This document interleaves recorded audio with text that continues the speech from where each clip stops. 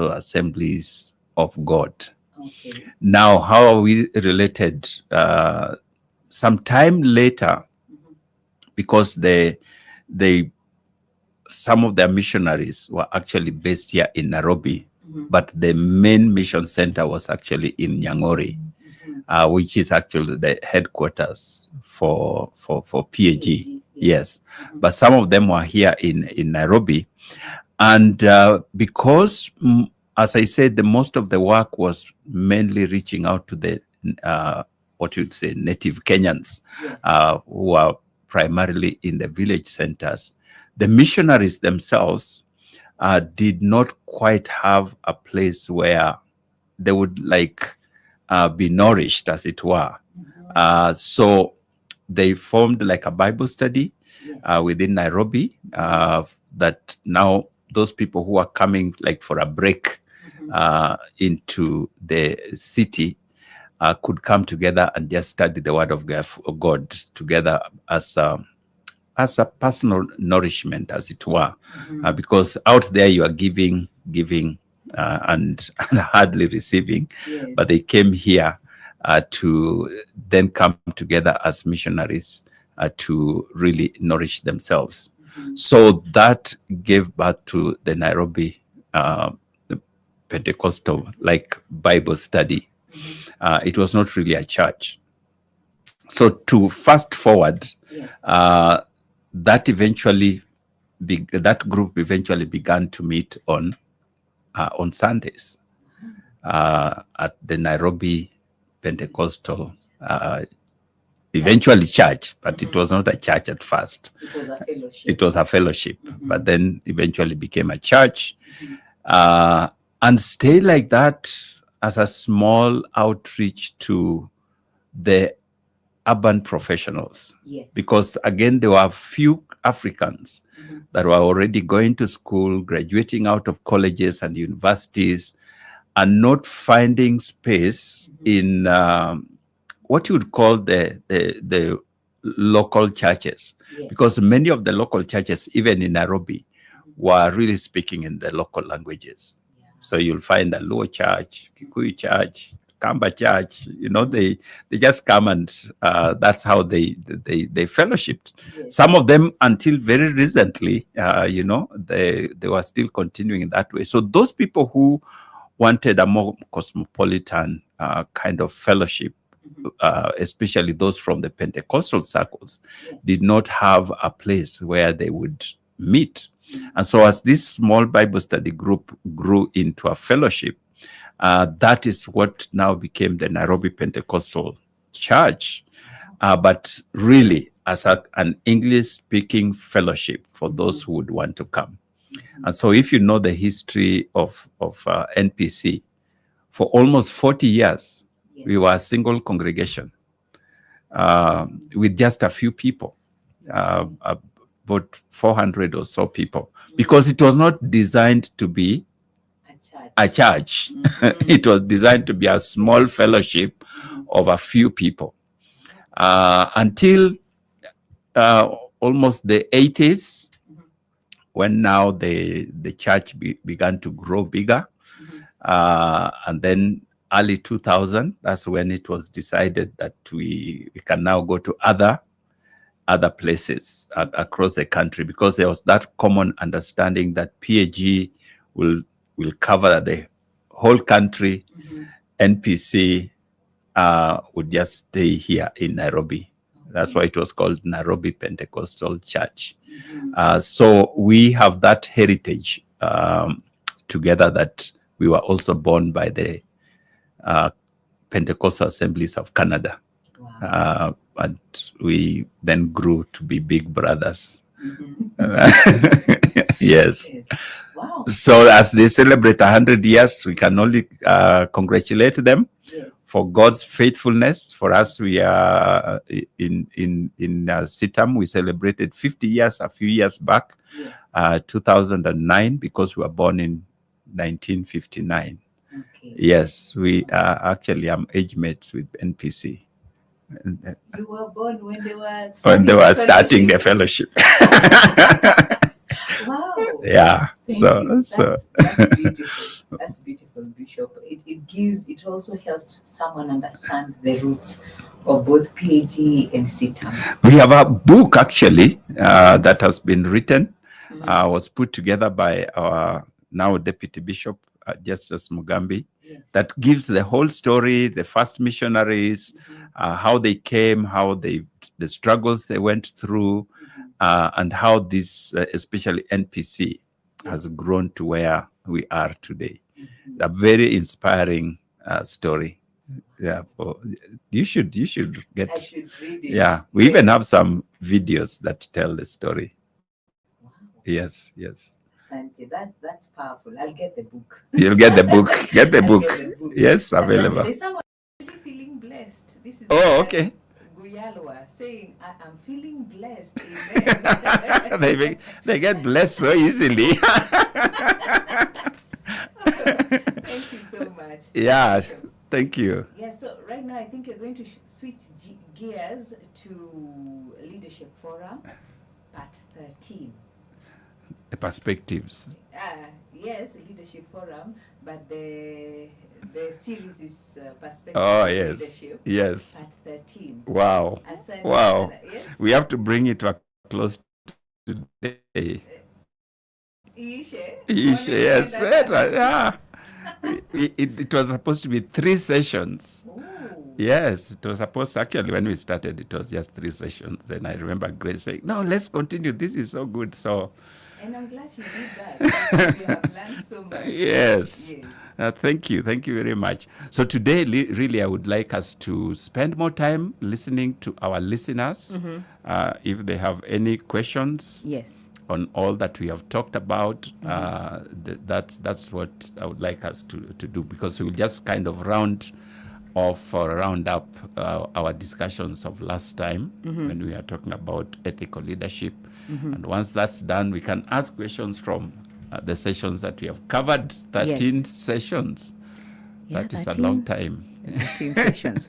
Yes, and allow me to just tell you can actually find all these sessions from session 1 to, of course, today 13 on our podcast, AfriPods.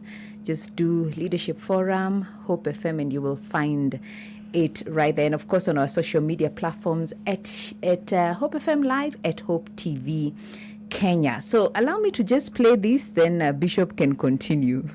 Amen. This is the Leadership Forum. Consider, if everybody did what you are doing, would the world be a better place? That's a principle for just checking whether what you're doing is correct. Welcome to the Leadership Forum, where we explore principles, practices, and perspectives of effective leadership. Yes, Bishop, we are here waiting to hear what you have to say about ethical leadership.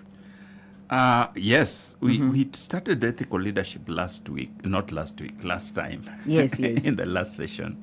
It comes once every 2 weeks. So we will continue with that. But as I said, because the whatever is remaining of ethical leadership is not too much. Yes. I hope. Sometimes we hope and then we run out of time. I would like us to kind of do a recap, a review of the various sessions that we have had. Yes. So if there are people with any comments, any questions on any of those subjects that we covered, today is your day. Yes. So maybe you can give them the number so that they can not call, but They can send in their questions. Send in their questions. Yes. And we'll be happy to respond as we continue. Yes, so the numbers to write in with your message and your question is 0717-400-555, 0717-400-555. Better yet, you can do a text on 20933, and we'll be sure to read the questions and Bishop will answer. Thank you. Yes. So we stopped at where we were talking about ethical leadership, and we said that this kind of leadership, the perspective it has of leadership is that leadership must be moral, leadership must be ethical, leadership must be practiced within guiding principles.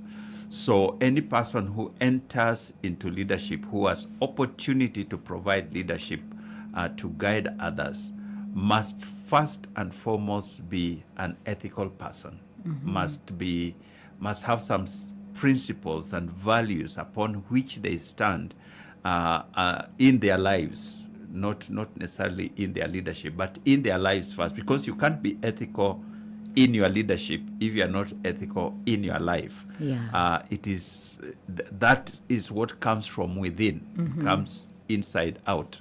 So this perspective to leadership therefore says that you must be ethical in everything that you do, and how you treat people, how you conduct your business, how you interact with other people, and so on. So everything that you do must be based upon values. Yes. It is a value-based leadership. And that is critical because it is the only way that you can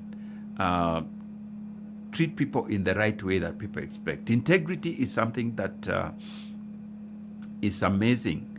Studies that have been done across the globe. Yes. And I keep testing this every so often because we are involved in leadership training and development. Yes. And so whenever we have opportunity, I do ask people just a quick survey on what, in your view, makes a great leader.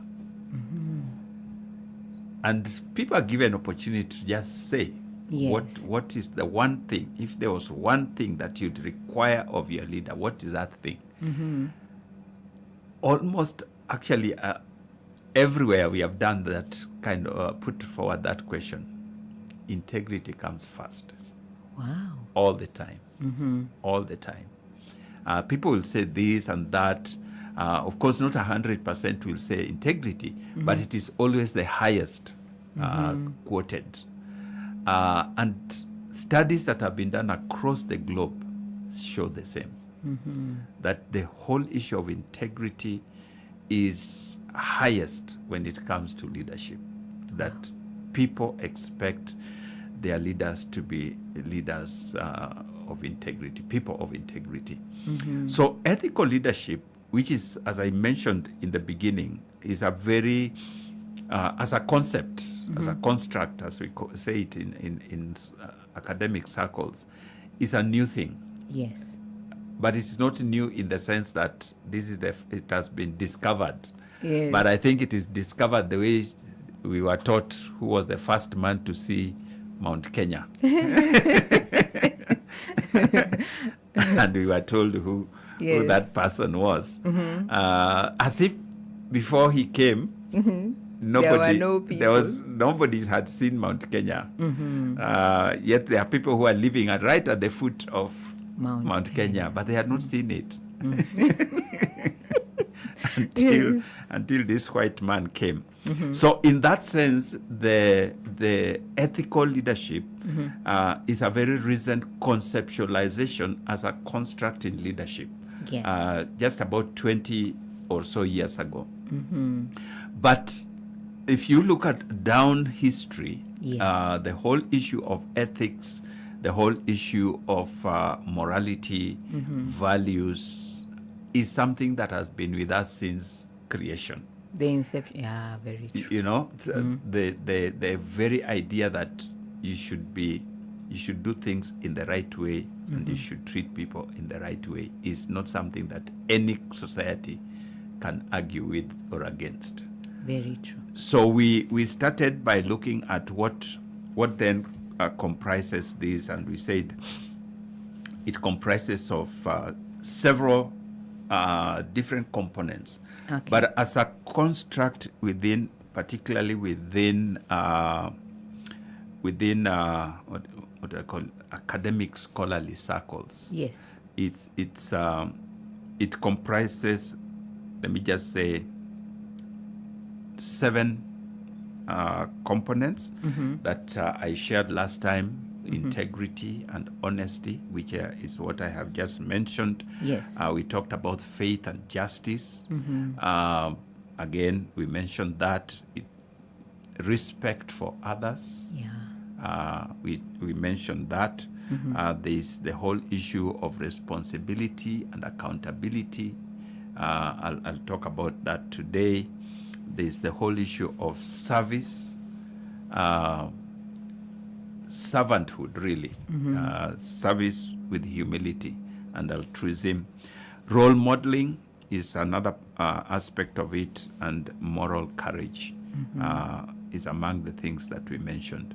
And so we started by just looking at each of these at in a bit of more detail. And I think we stopped at, if I'm right, we stopped at fairness and justice.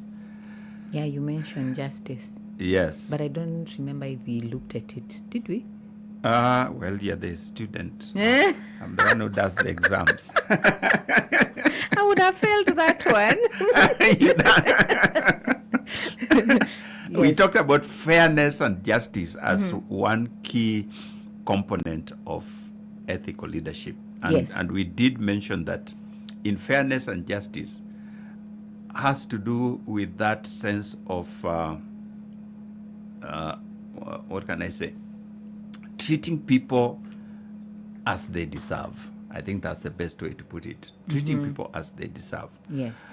And when we talked about fairness, is that when I look at, if we are in a team, maybe 6 people or 10 people, depending on how big your team as a leader is. I remember. You remember that? You said there is a way someone can be promoted and then people are so happy because they deserve. Yes. Yes.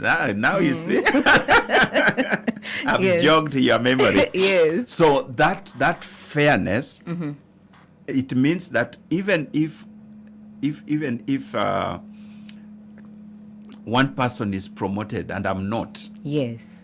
but I rejoice with them because they deserved it. Yes. You know, and it was done fairly. Yes. That's what we talk about fairness in providing leadership. Justice has to do with not just the fact that the person deserved it, but it goes beyond that. Okay. In equity theory, there's what we call distributive justice. Yes. Yeah, where the resources that are being distributed, and the resources can include positions. Yes. You know, Yes. are distributed equitably, Yes. so that you get what you deserve, I get what I deserve, and so on. So it is not equally, it is equitably, Yes. because we are not equal Very in any organization.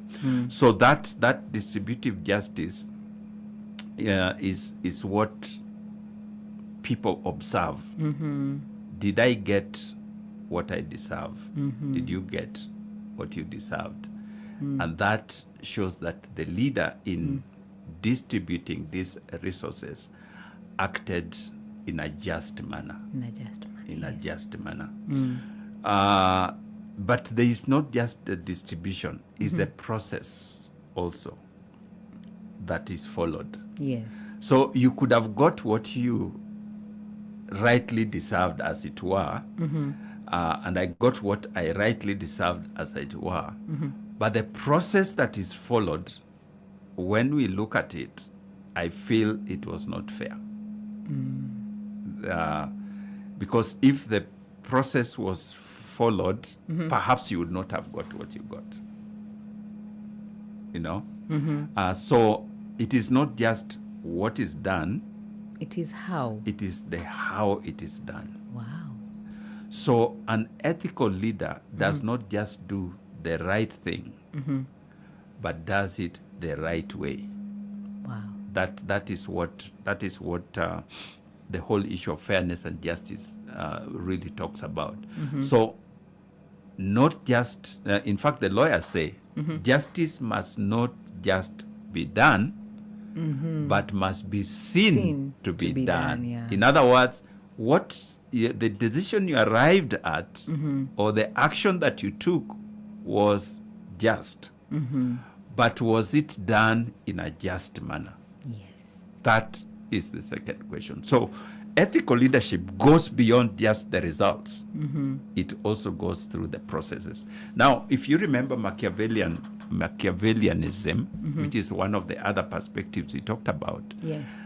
Machiavellianism is more concerned about the result, the outcome, not the process. Yeah. Yeah. So this is what we generally call the end justifies the means. So if I deliver the end nicely, it doesn't matter the process that I followed. Yeah. What matters is that I delivered. Okay. In ethical leadership, both the delivery and the process must follow the right way. Wow. That is the big difference that ethical leadership talks about.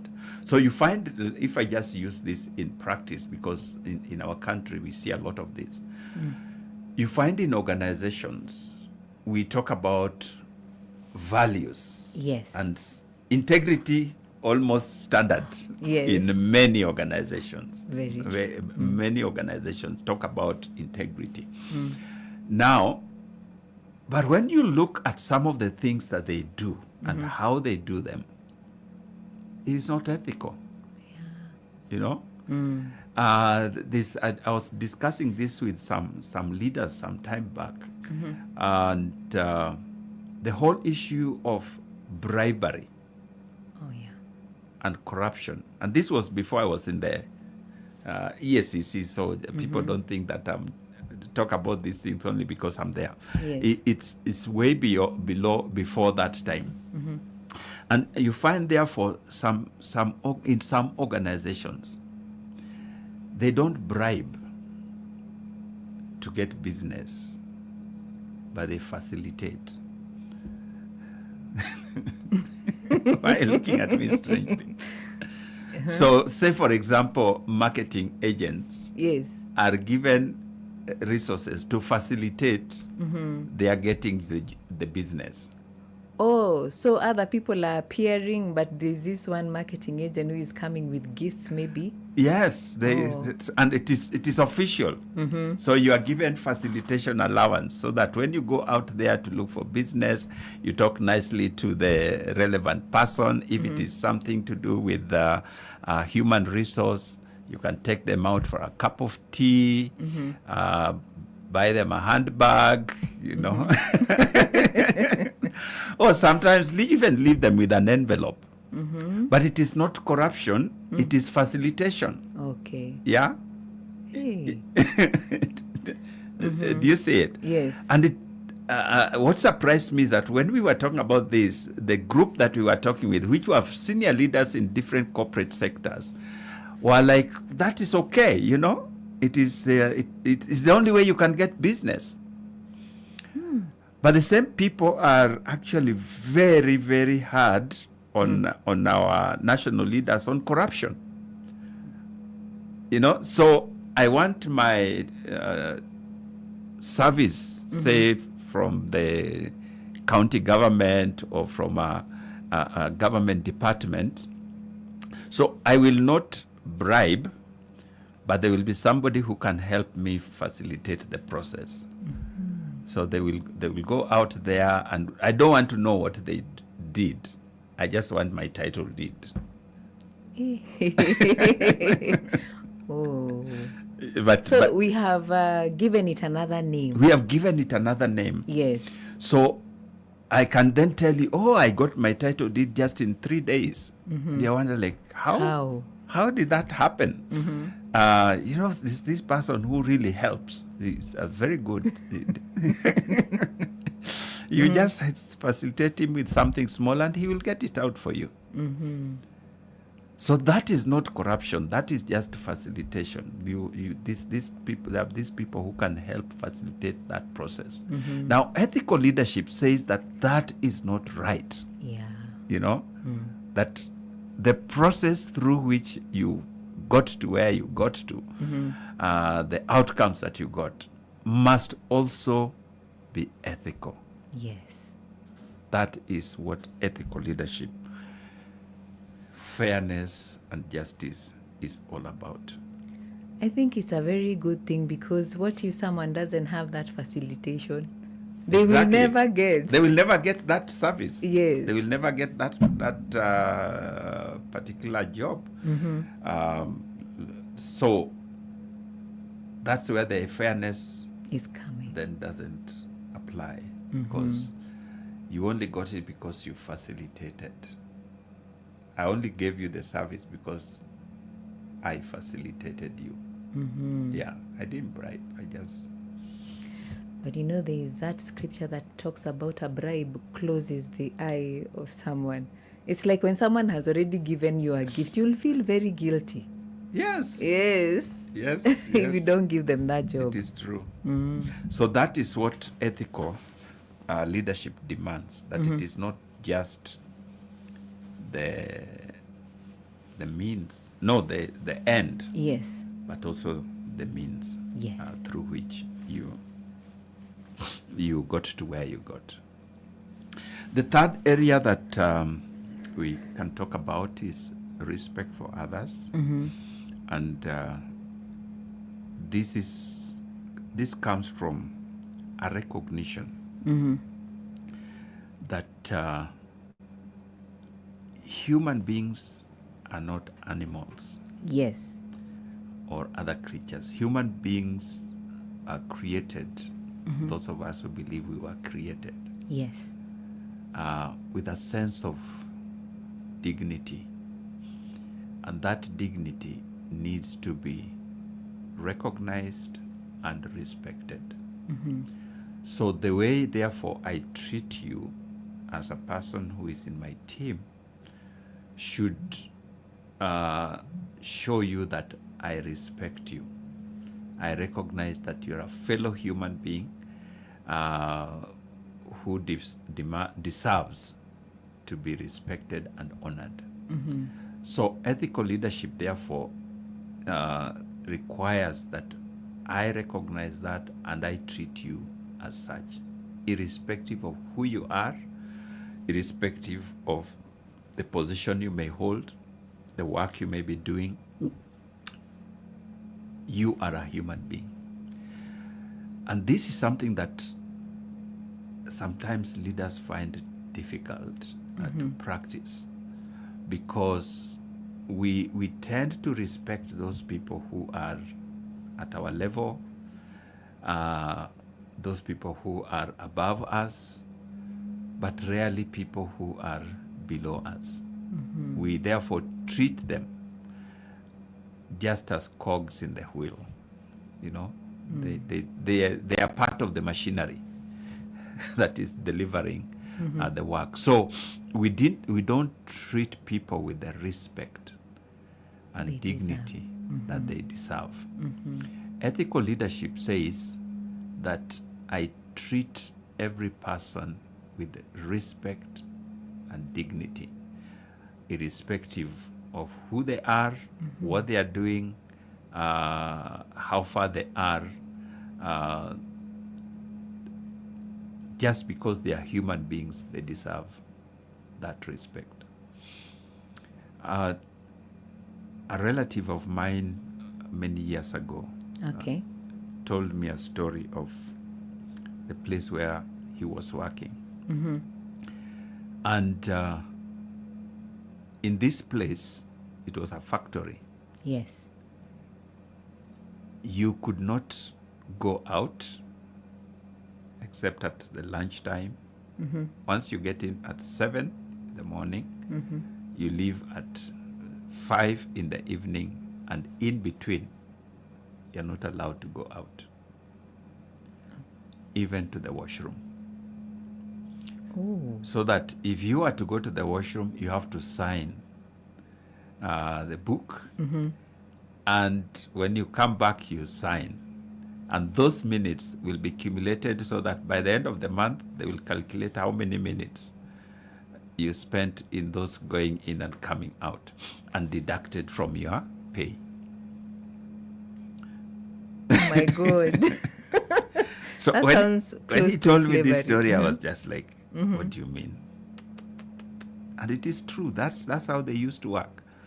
So you sign out if you took 5 minutes or 10 minutes or 15 minutes, it's accumulated. So at the end of the month, we calculate for the 30 days that you worked, you went out for 3 hours total, or 10 hours, whatever the number, and they will be deducted from your pay. That is not respect. That is dehumanizing. Some leaders, supervisors, managers shout at their team members, and treat them the way you would shout at cows and goats. And talking about cows, my father, I don't know whether I've told that story here, but when I was young, I grew up in the village. Yes. And so my father had oxen for plowing. And so part of our job when we were on holiday was to plow with the oxen. Sometimes even during school days, you'd wake up very early, 4 a.m., to go and plow. And then by 6 o'clock, you're done, you come, you wash yourself and go to school. Now, the common practice around was that as the oxen are plowing, you'd have a whip, to beat them so that they move quickly. faster. Yes. They move faster. So you would see these people with whips, and move, And my father, if he ever saw you do that, when he was training us, you would also hear a whip on your back. Oh. And you say, the bull is pulling a very heavy load. Yeah. And you are whipping it. What do you expect? It should not work because of pain. Yeah. It should work because it's doing the work. So you talk to them. That's what he would tell us. Talk to the bull and they will do the work. Encourage them to do the work. But you don't whip them. Now there are people who actually whip not bulls, But people. They shout at not bulls, but people. So they say, you. And I'm thinking, these are fellow human beings. Why can't you talk to them instead of shouting at them? Ethical leadership requires for you to be considered an ethical leader that you treat people with dignity. Yes. You treat people with respect. Even if they have done wrong, you correct them in a nice way, in an honorable, dignified manner that recognizes that they are human beings. This morning we were in our staff devotions, we are talking about the image of God in us from creation. And the fact that we are created in God's image requires that we treat people created in His image the way we would treat Him. Yeah, because these are His representatives. So ethical leadership requires us that we treat people with dignity and with respect. And that is not just the people that work for us, but also the people that we serve. Yeah. Sometimes I don't know whether you have gone to a place where you're getting service from. Maybe like a hotel. A shop, Yes. an office, and you are seeking for service, Yes. many times which you are paying for. But the way you are being treated it's as if they are doing you a favor. You know, they shout at you, they mistreat you, they keep you waiting, and so on and so forth. Ethical leadership requires that you treat your customers, your clients, Yes. with respect and with dignity. That's powerful. Bishop, you really have to take a break. Oh, sorry. When we come back, Bishop is going to be telling us a little more about ethical leadership as a perspective of leadership. Kindly tell a friend to tell a friend. But right this moment, let's give room to Melissa to tell us some of the stories making headlines. FM.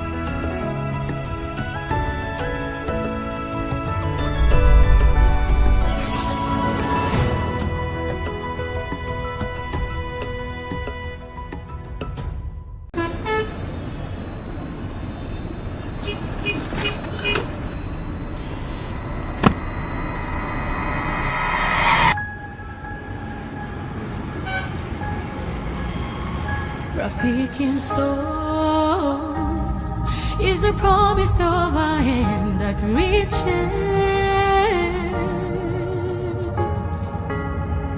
and goes beyond what angaza tumaini kote.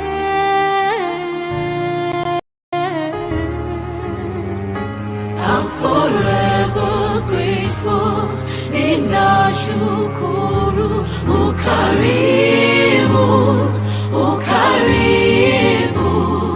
I'm forever grateful. Ninashukuru ukarimu, ukarimu.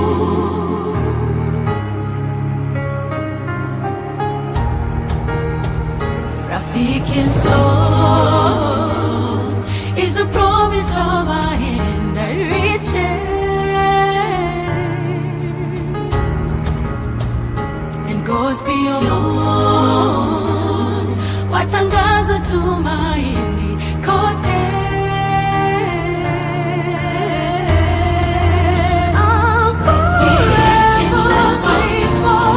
Ninashukuru ukarimu, ukarimu. I'm forever grateful. Ninashukuru ukarimu, ukarimu. Rafiki msoul. Friends of Hope, keeping hope alive.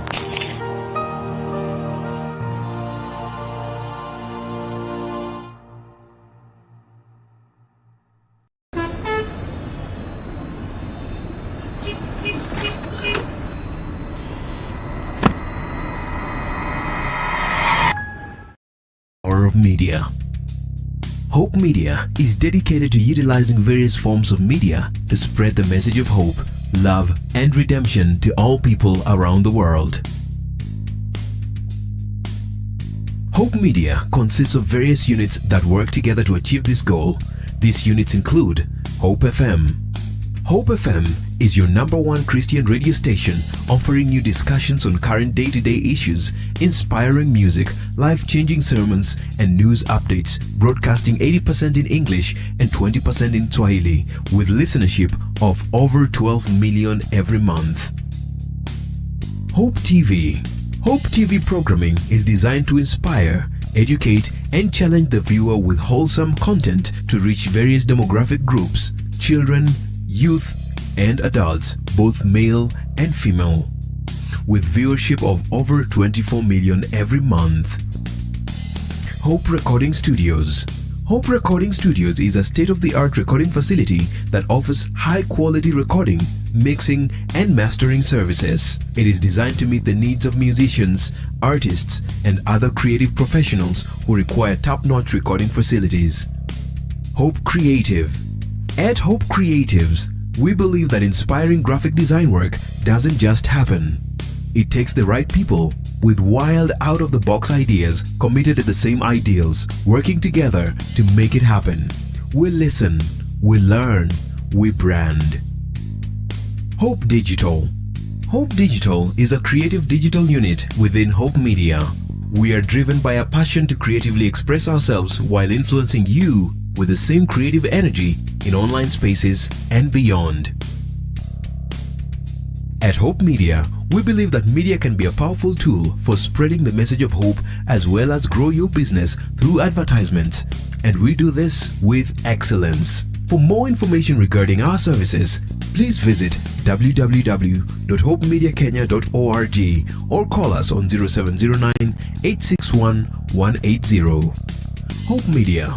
We keep hope alive.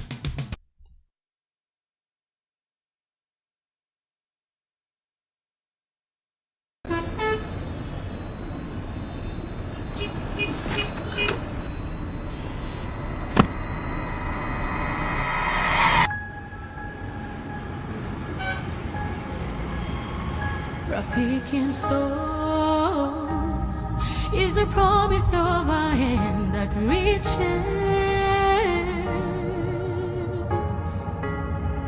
and goes beyond what angaza tumaini kote.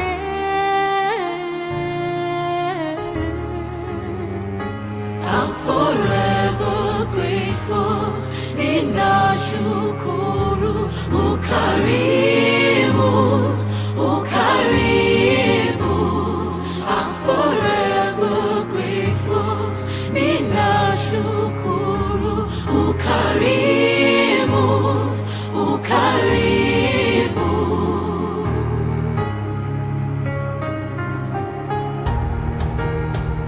Rafiki soul is a promise of a hand that reaches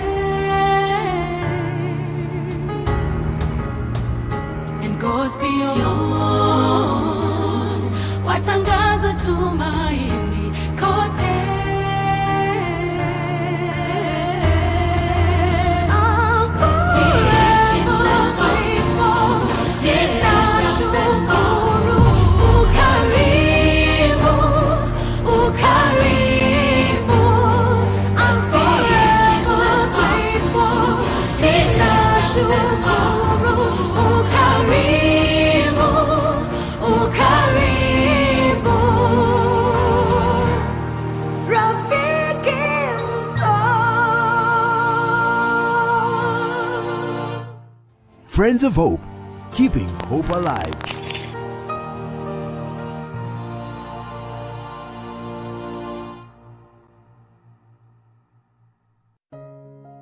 What if your pain had a purpose? What if your past was just a beginning of a greater story? Gotten to another level because now I could not do anything without it, and now it became like a poison.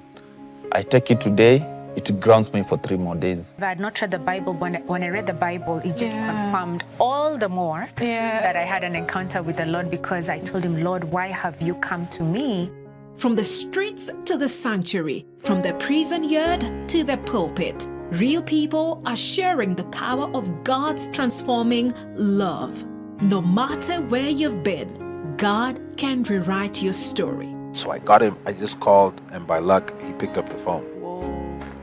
I explained everything and what I was feeling. Wow. He started praying in tongues immediately over the phone, and that thing, whatever it was, it stopped. Join me, Sharon Aitore Wanganye, for Testify every Thursday at 8 p.m. as we listen through the journey of hope, healing, and redemption through the voices of people just like you. And when you're running away from God, there's only the fire you can run. Yeah. I stand here as a witness that God catches up. These aren't just stories, they are testimonies. Don't just watch, testify.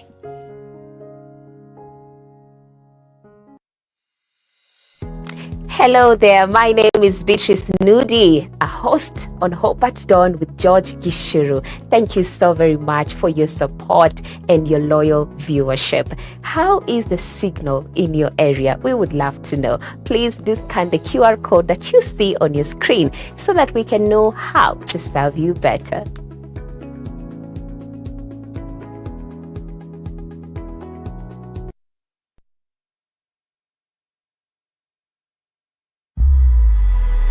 Catch Sitam Special. He's the God who raised up Moses in a palace only to use him in the wilderness, and raised up Joseph in the wilderness only to use him in a palace.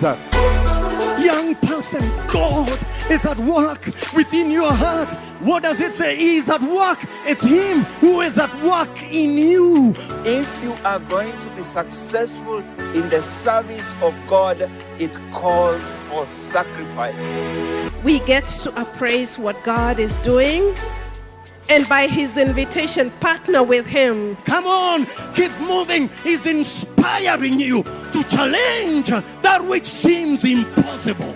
What He would require of us is to declare, send me Lord, regardless of our background. Only on Hope TV.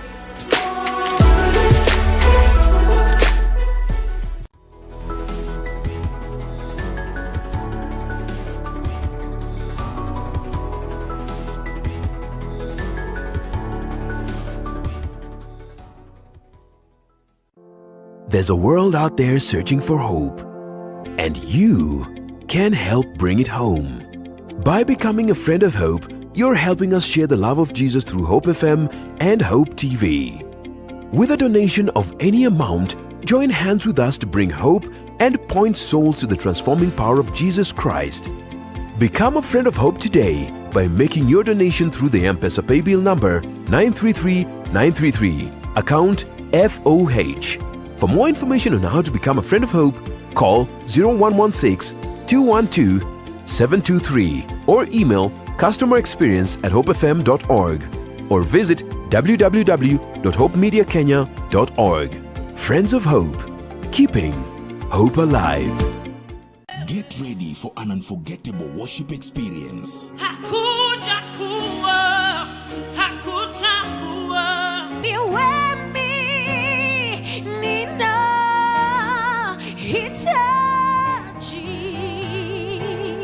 mimi nataka ushiriki na wewe. Every Sunday on Ultimate Worship. Ainuliwe Mungu wetu.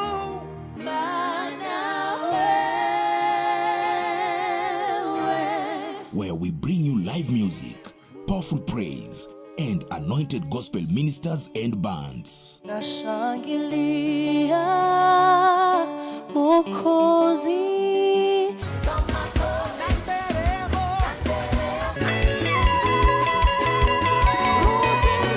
Join us every Sunday, 7 a.m. to 8 a.m.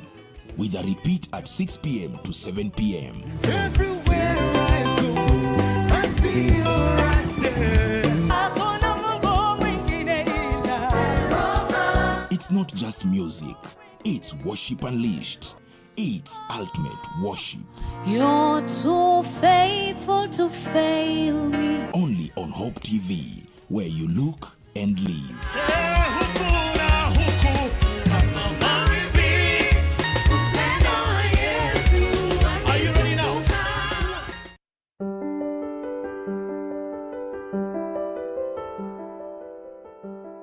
Before you diversify to other businesses, you need to build a brand. You need to build a strong business and to grow the business. And one of the things about growing the business is not even opening other outlets, is giving better services.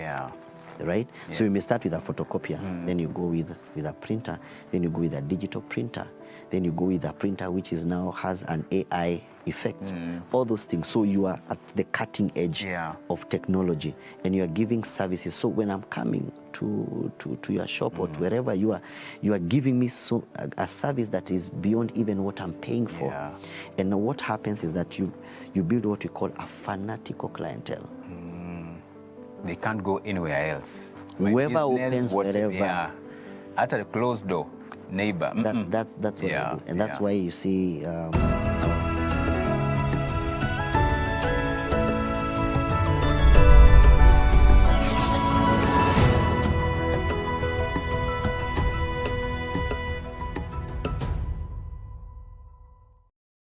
and we are learning a lot.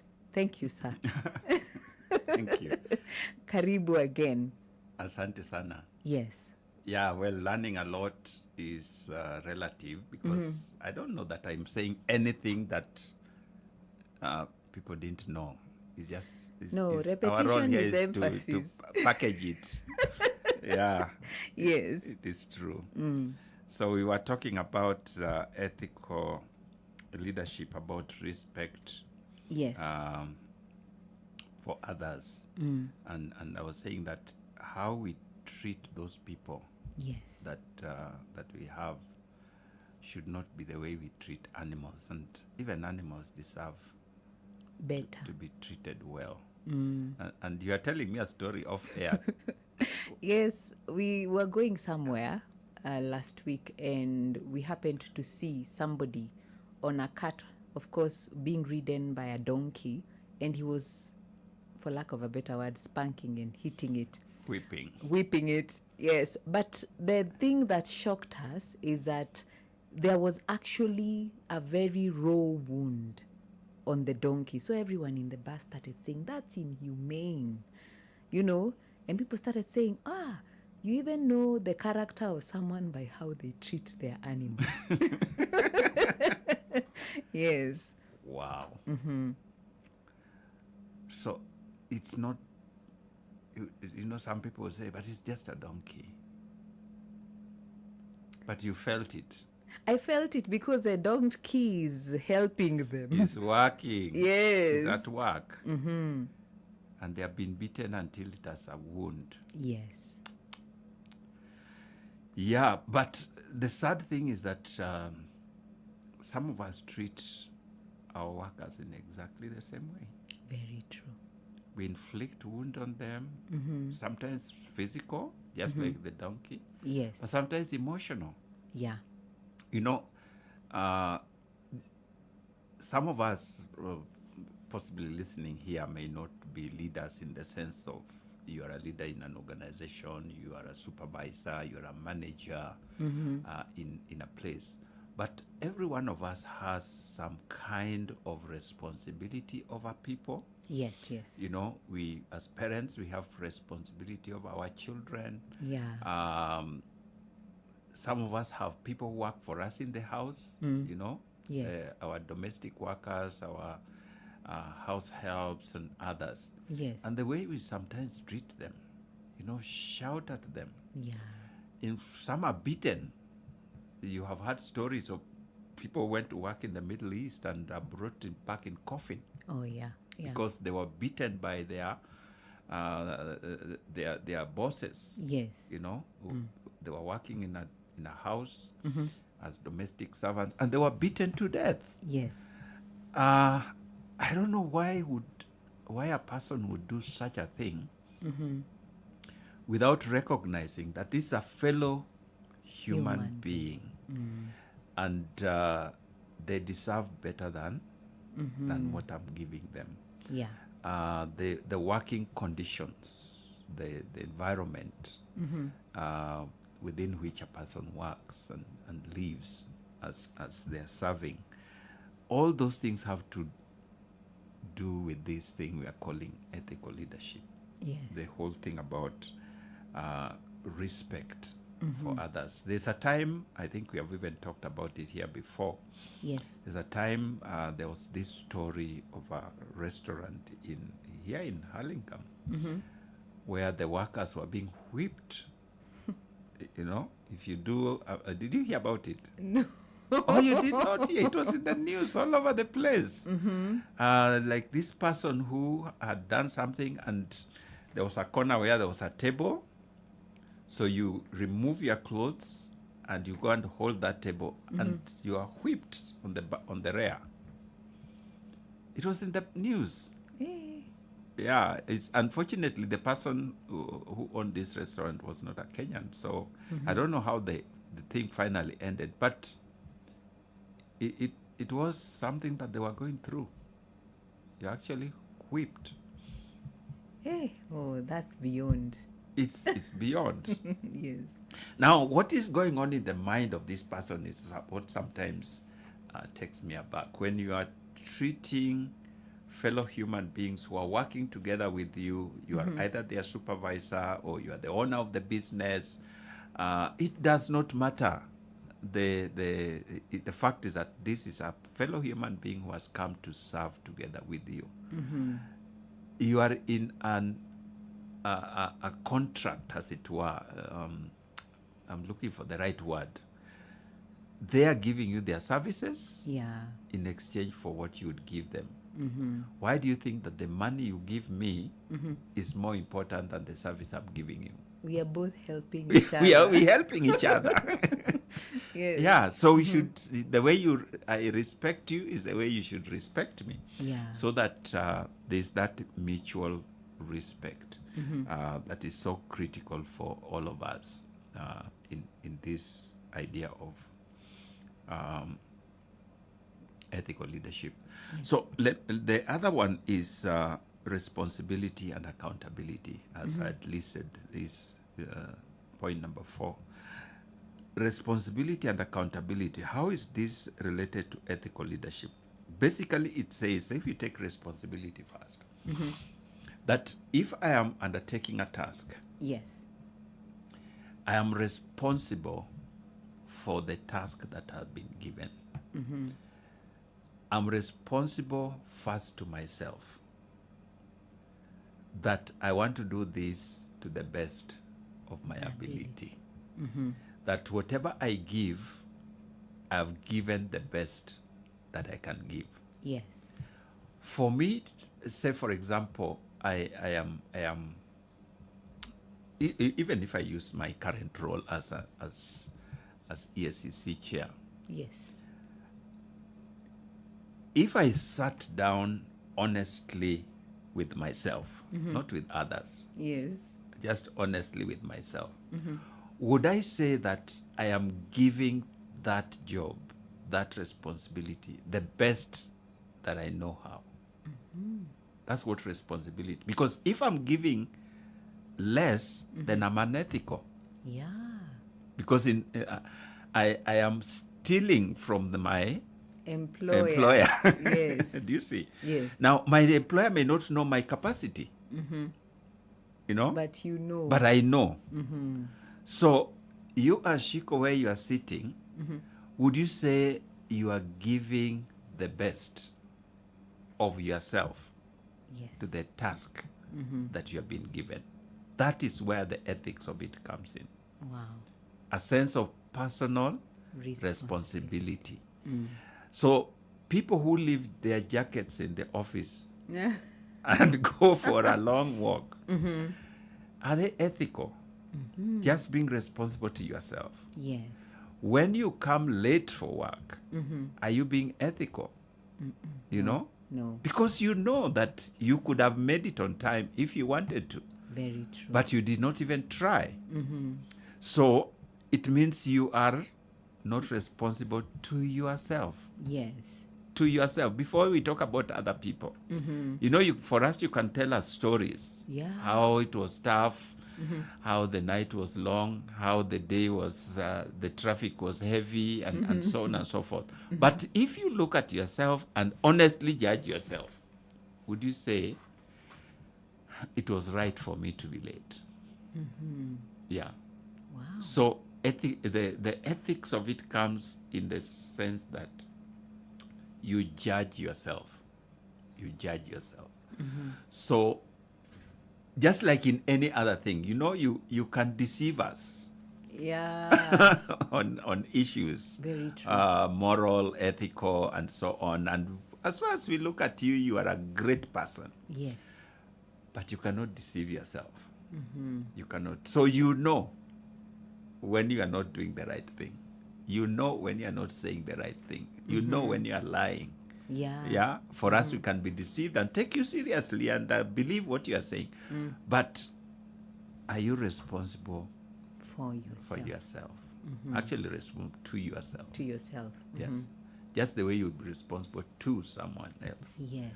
That is where ethics actually come in. Then, of course, responsibility to the people you serve. Yes. That's another level. Again, if you are honest with yourself, would you say that you are giving the very best to the people that you serve? Yeah. Are they getting value for money if they are paying for it? Are they getting value from you as a person? That is the ethics of it. So if you're giving me less than I should have got, which you've added water to milk, or you've cooked those very thin chapatis. You've cooked those very thin chapatis and sold them like the fat ones. Yes. You're not ethical. Yes. That is so. Now, when it comes to leadership, those are the kind of things that you are talking about. Are you giving the best to your team members? Wow. Are you providing them with the best in terms of advice, in terms of support, in terms of whatever it is? As far as they're concerned, they may look at you and feel very satisfied and very happy because perhaps you are way ahead of them. Yes. So even the little that you give for them, they are just so excited.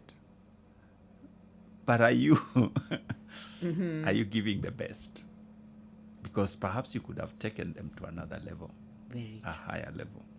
So that is what responsibility is all about. So responsible to yourself, responsible to your team members, responsible to your supervisor or those people who are above you. Are you doing what you can in that response? And it comes with accountability. Accountability is the idea of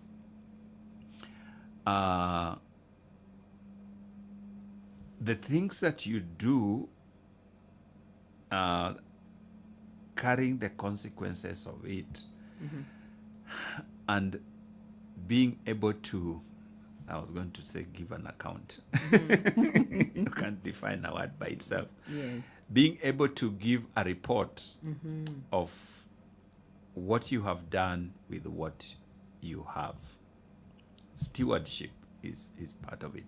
So Jesus talks about this man who went on a long journey and gave one talent, another 2 talents, another 5 talents. Now, when he came back, he asked them to give an account of what they had done with what they had been given. He didn't tell them to do anything with them. You know? Yes. He didn't. He just gave. He expected initiative. He expected initiative. So each person now was called to give an account. So in ethical leadership, basically says that each one of us has to give an account of what we have done with the responsibility that we have been given.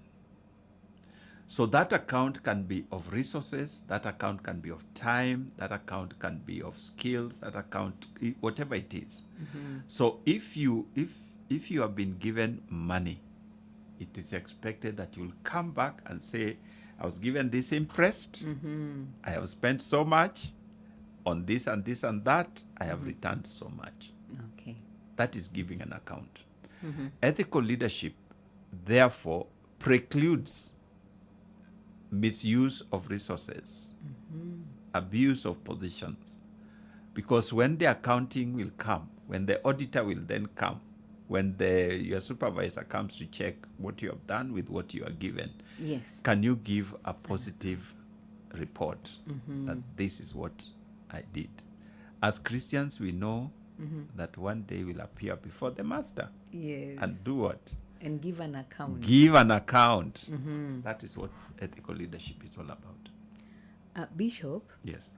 Samuel, would you say he fits that bill? Because at the end of his leadership, he asks, whose goats have I stolen? That's give you an account. Yes. Wow. He did. The person that I was amazed, I am amazed, not I was, I'm amazed, but I was, especially the first time I read the story, was Jesus. He gives an account. Jesus gives an account. In just before, I think it's in John 17. Oh, the one he said, only the one who was Yes, meant to get lost. Yes, he said, wow. Father, I have done all that you sent me to do. Yes. You know? And he explains what he did. And then he said, and the people you gave me, I've also taken care of them. Yes. And none is lost except the son who of perdition, you know? Yes. So he actually says, you gave me 12 people. I have taken good care of them. Yes. And now, this is the account. There was only this one person who I just couldn't manage. So if Jesus can give an account, who are we? And there are some of us who don't like appraisals. Oh yeah, we want to do things our way. Yeah, I go by the Spirit. Why do you want to to check on me? Appraisal is part of good leadership. Yes.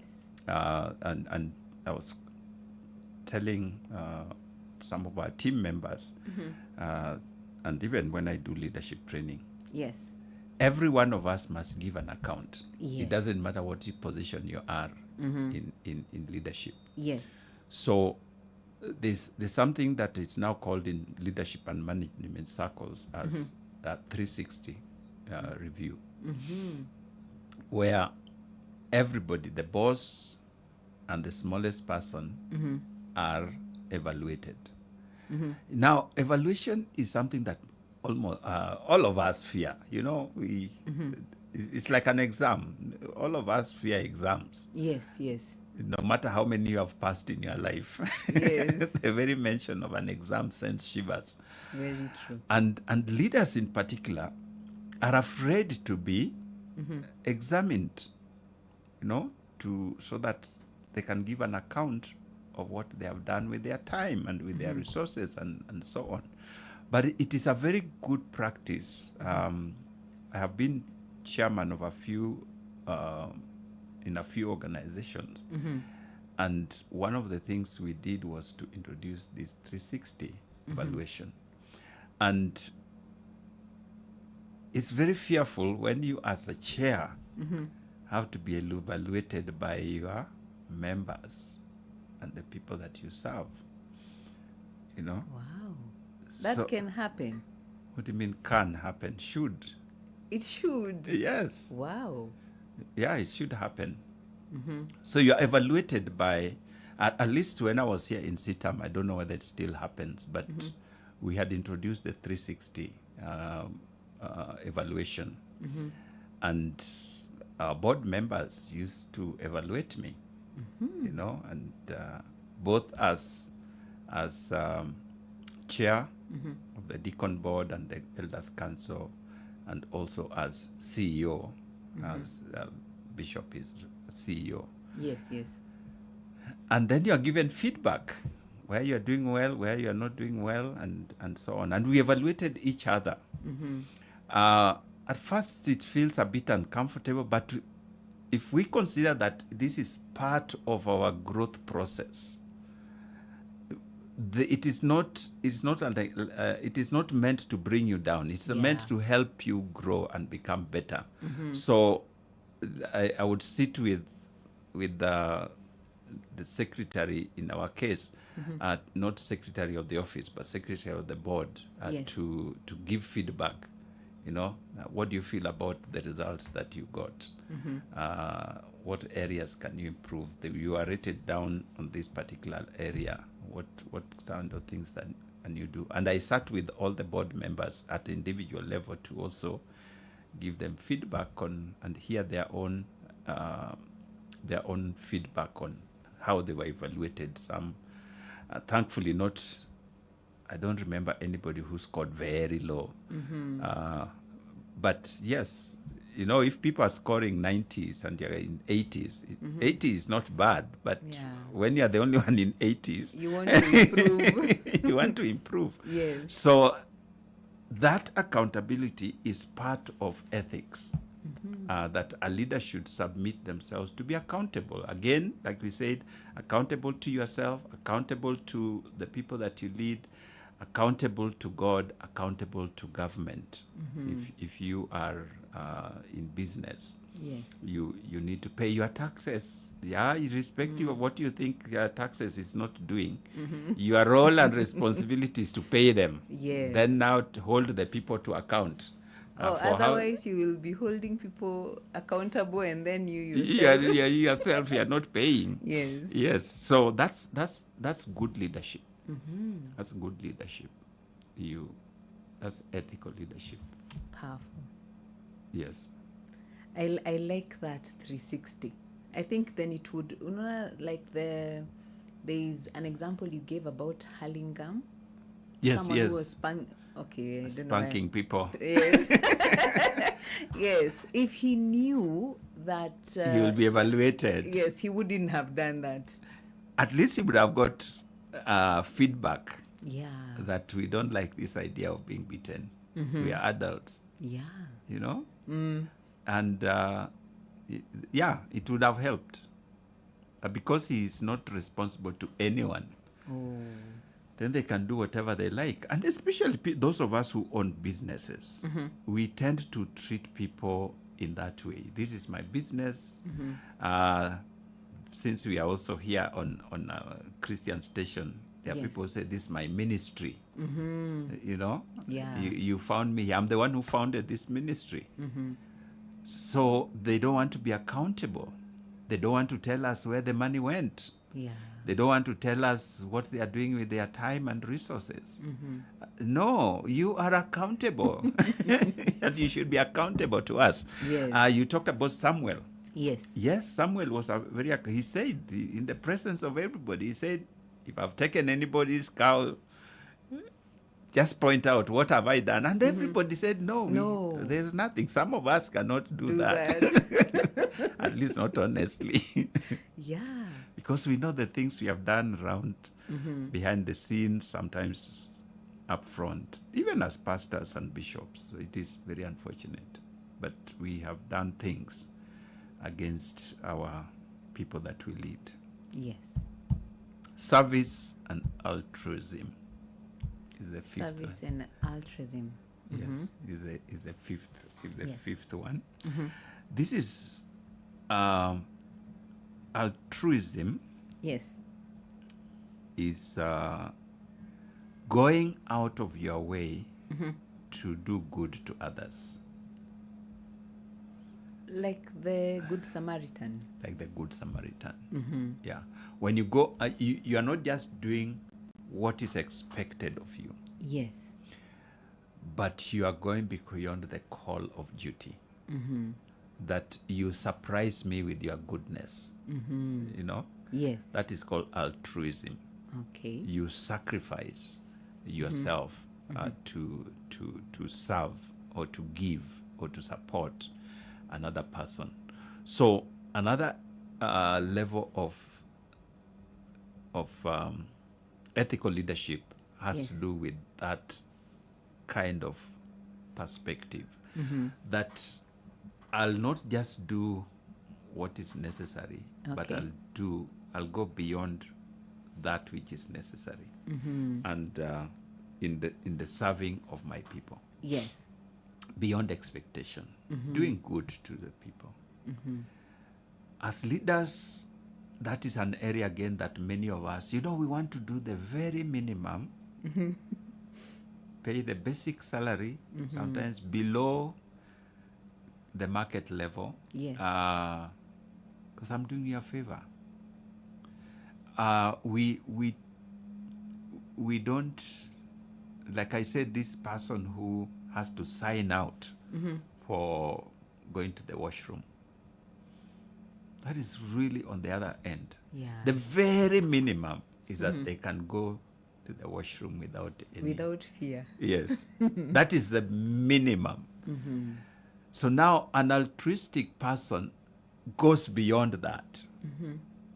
We give you a 30-minute break to go and stretch, walk around, go to the washroom, you know. That is now going beyond. The basic minimum is that you can go.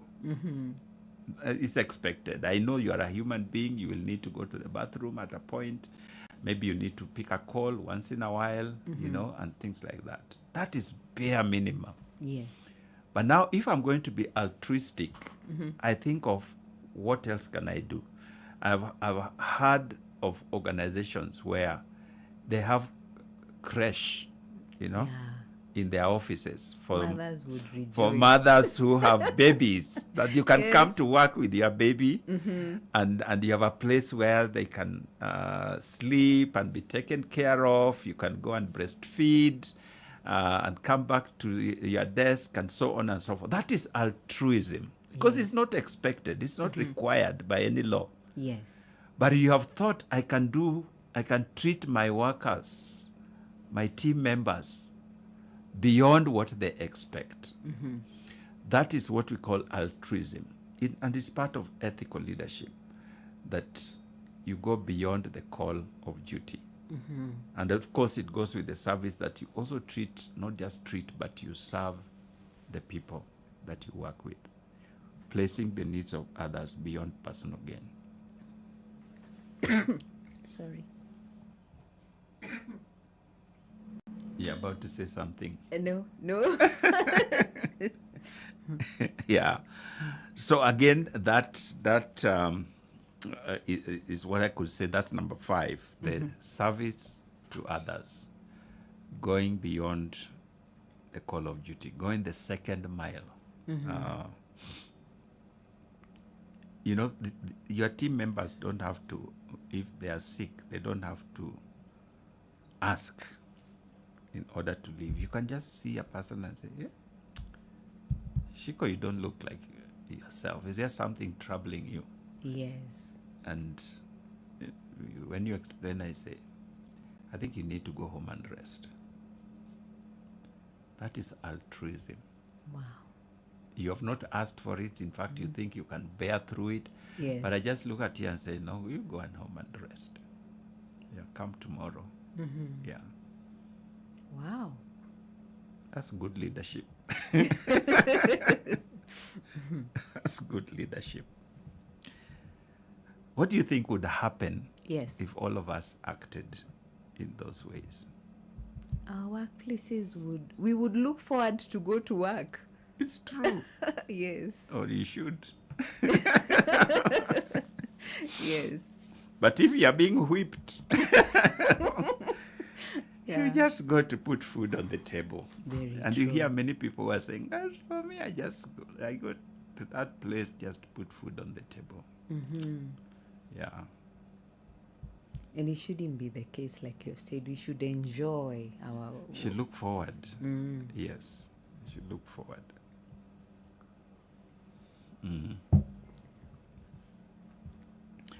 Number 6 is role modeling. Okay. Role modeling.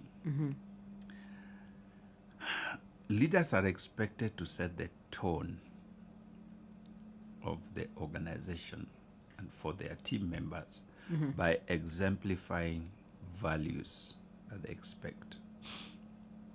So ethical leadership says that that which I demand of you, I should demand of myself.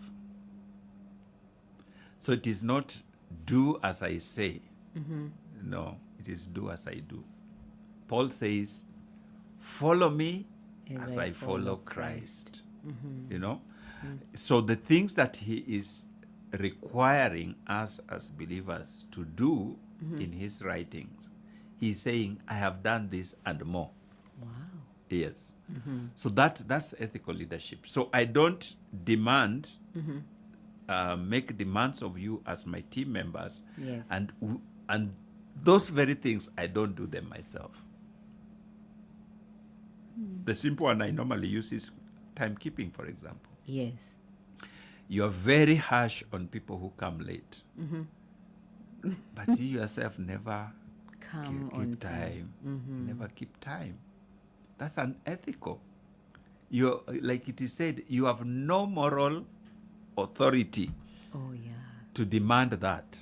Mhm. In other words, you are standing on hay as you are making that demand. Yes. Because some people would be asking, surely, you set us an example. Yes. Yeah. Mhm. Because you, so they are leaders, you know, parents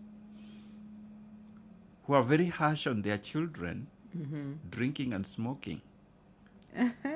But they themselves, one cigarette lights another. Yes. They drink like crazy. Mhm. But they are very harsh. Why did you go out? You know, set an example. Set an example, you know? Yes.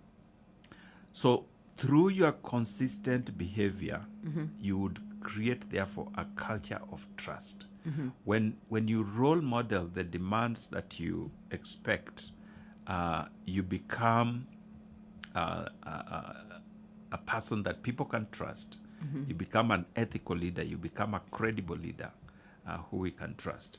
John Maxwell once said, a leader is the one who knows the way, goes the way, and shows the way. Wow. You cannot take people where you've not been. No, you shouldn't. Wow. That's powerful. If you have not been, then let's go together. Mhm. You don't just tell them, "Shh." No, we go together. Mhm. So know the way, go the way, and show the way. Is a mark of good leadership. Finally, number 7 Mhm. is courage. Ah, courage. Yes. I think there's a time last time you talked about courage. Oh, I did. When you Maybe when I mentioned- was listing the... Oh, yeah. Because When I you were talking listed them about first. Charlie Kirk, you mentioned courage. Yes, Mm, yes, mm, yes. Yeah, I talked about, you asked about Kirk. Mm. So moral courage is the willingness to take a stand for what is right. Yes. Even under pressure. And it is part of ethical leadership. Cowards will not enter the kingdom. Kingdom I of find God. that very strange. Why is cowardice included with murderers? Yes. You know? I thought their God was a bit And unfair. liars, And eh? liars. And, Mhm. you know? Yes. That they will not enter heaven just because you lacked courage. That's very interesting. But when you think about it, when we do not have courage, moral courage especially, it means we compromise our values. Yeah. We do things that we know are wrong, but we are not able to stand. And I can say for a fact, many of us fall in that. You see things happening, I say, me, I don't want trouble. I just want to live my life, do my thing, get my pay for my children's school fees. Mistaki mambo mengi. Yeah, people are afraid of being labeled the troublemaker because you spoke. You don't have to be a troublemaker, but at least you can do something. Troublemakers are people who poke their nose even where they are not supposed to. But Yes. just point it saying this is not right. This is not right. It is part of ethics. So ethics is not just I not doing it, but I not allowing others to do it. God told, I think it's Ezekiel, that I've made you a watchman. Yeah. So if you see a person doing evil and you do nothing about it, their sin will be on your head. Think of a watchman, and I have a whole sermon that I've preached about the watchman. Yes. The watchman is left in the compound, in the gate, at the door, so that the owners or others in that compound, that house, can do whatever they are supposed to do in there with confidence, without fear of insecurity. Yes. Because there's someone at the gate, someone at the door, who is taking charge of our security. Now imagine that person sees evil happening and they do nothing. You'll be held to account. Yes. Oh, me, I don't know. I just saw them coming. You just saw them coming. Then what is your work if you just saw them coming? And God has set us as watchmen wherever we are put. In your office, in the marketplace, in the matatu, in the bus, in the airline, everywhere. When you see evil, don't imagine somebody else will take care of it. God had a reason to leave you, to put you there at that time to see that evil. You are there for such a time as this. So Esther was told. Yes. So when you do not have the courage, the willingness to confront that situation, then you are not ethical. You are partaking in that evil. If every one of us yes, did that, would be without a job. Yeah, because there would be no corruption. There will be no corruption. We watch on each other. We say, hey, Shiko, I'm not sure what you're doing is right. And you tell me, hey, David, I don't think what you're doing is right. And I like the fact that even for EACC, you have ways in which someone can report without being, because I think that's what people are afraid of. Anonymous. Anonymous, yes, yeah. Yes. Yeah. Wow. So we are not saying you be reckless, but we're saying be responsible. Yes. Be a good steward of the place where you are. So we must resist unethical practices and make unpopular decisions. To refuse to compromise is ethical. Yeah. To refuse to do the right thing is also unethical. So when you know the right thing to do but you don't do it, you have compromised your ethics. Yeah. Wow. Martin Luther King Jr. said, the time is always right to do what is right. Wow. What about those people who are usually waiting for the perfect time? It will never come. Wow. It will never come. The time is always right to do the right thing. Yes. Thank you. Thank you so much, Bishop. I think today you have really challenged us. Also, last time, I told you off air, a lot of people wrote in and said, I will do better. That is the whole purpose of this program. Yes. That's a good report. Yes. If we can do better. Asante sana. So right this moment, we have a few minutes. You're going to just ask some questions. Let me. Oh my. Yes. The way I thought today we'll just ask questions. But at least you have finished the 7 principles. We have finished. Yes. Question of the day on the Leadership Forum. Yes, a question on leadership. Somebody is saying here, I have a question which may not be on leadership, but I believe Bishop can help answer. Psalm 144:1. David says God trains his hands for war and fingers for battle. What does it mean? What is the difference between war and battle? What is the difference between hands and fingers? And then, could he say it was reckless on the leadership to allow David, a young boy, to fight Goliath?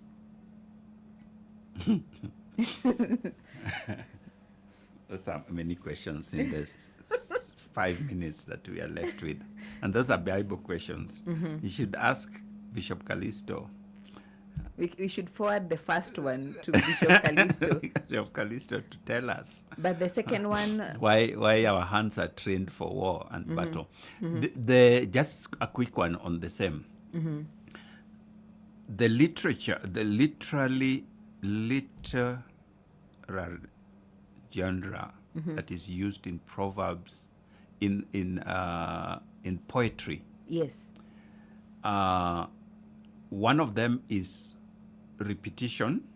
You say the same thing in a different way, but you mean the same thing. So war and battle is used to just still talk about fight. Yes. You know? So you find like Solomon say, 3 things have seen, 4 have I had. Yes. You know, it's a way of Poetic. a poetic way of putting words. That's the simple answer. What is different between war and battle? Very little that I know of. There is in English you have the 2 words. I don't know that in other languages we have different words for the same thing. But you have heard it say you can win the battle, but not the war. Yeah. You know, the battle is the actual fight. The war is the how can I put it? I can be considered to have won the war. Trump can be considered to have, no, let me not say Trump because he was directly, a king or a president or a leader can be considered to have won a war. Yes. But they did not go out to battle. Oh. So the battle is the actual fight. Yes. The war is the conceptual thing. So if I have sent my troops to battle and they win, who gets the praise? You. I, as the leader, I have won that war. So but I didn't go out to battle to actually fight it out. I don't know whether it makes sense. It does. I've understood. Yeah. Asante. There is someone who... The last one was about... Oh, sorry. There was a last one that... mentioned David. Was it unethical of Saul to send a young boy to fight? Yes and no. If you're thinking in today's terms, yes, child soldiers. But you see, here we have to look at the context.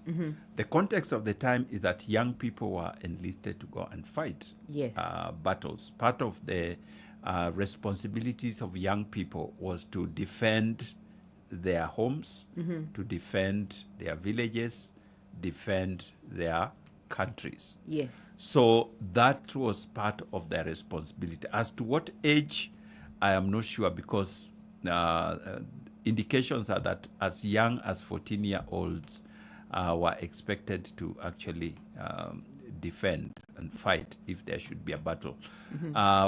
The more realistic age was 20, especially when we read Exodus and so on. The people who are enlisted were 20 years and above. So the ethics of it does not necessarily come in that situation, because Saul did not go out to David to tell him, go and fight. It's David who came out and said, I can fight this battle. So it's David offering himself to go out to war and thinks that he can actually do it. So Saul tried, actually, if I know we don't give a lot of credit to Saul because of the many things he did, but Saul tried, even in the midst of that, to protect him. Oh, by giving him First of all, he said, you're only a child, you can't go out there. Saul said that. Wow. And David could have taken that and say, okay, another time. But David insisted. When he insisted on going, Saul gave him the armor. You know, so that he's protected. Again, he refused the armor. So they said, now, may your God go with you. He also but at prayed least for him, Saul tried. Yes. I think he tried. He tried. Yeah. The last one, someone saying Arusha commissioner dealing with contractors who have not delivered school furniture. He has a cane. He's beating contractors who have not delivered. So he's asking, hii ni uzalendo sasa ama does it fall in the category of ethical leadership you were talking about? Ethical leadership does not mean, you remember the issue of accountability. Yes. And responsibility. Mhm. As a leader, you have to demand accountability. Yes. Of the people that are in your charge. Mm. So a contractor who is delivering services, for that period, he is your employee. Mhm. That's why it is called a contract. Yes. Yes. So if they are not delivering, Mhm. you will treat them the same way I would have been treated a person who is on a longer term contract, Yes. who is on our payroll. Mhm. So whatever I could have done if an employee, a staff member, a team member, Mhm. did not deliver on their responsibility, is the same thing I would do Mhm. with a contractor who is not delivering on their service. Yes. Yeah. But Wow. I will not whip them. Whipping I will is unethical. I will ensure that they Mhm. feel the pain. Yes. Yes. Thank you, Bishop. Time is not on our side. Possibly you can end with a short prayer. Okay. Yes. Let's do that. We thank you, Heavenly Father, for giving us opportunity today to consider these issues. We know that living in the times that we are in, sometimes it's very difficult for us to walk that narrow path of ethics. But I pray that your Holy Spirit will lead us and guide us in every space we find ourselves so that we can lead your people in the right way, in a manner that honors you. Forgive us for those places or times that we have not acted rightly, and any person that we have injured or hurt, we pray that you forgive us, Lord. We pray all these things believing and trusting in Jesus' name. Amen. Amen. Asante sana, Bishop. I really have to say kwaheri. I can already see Alice on the other side ready to tell us some of the stories making headlines in Swahili, after which Mankaris will be coming with Afternoon Switch. Until tomorrow, same time, my name is Shiko, and of course the voice And that I'm you have David. been Thank you. is Bishop Oginde. Thank you so much.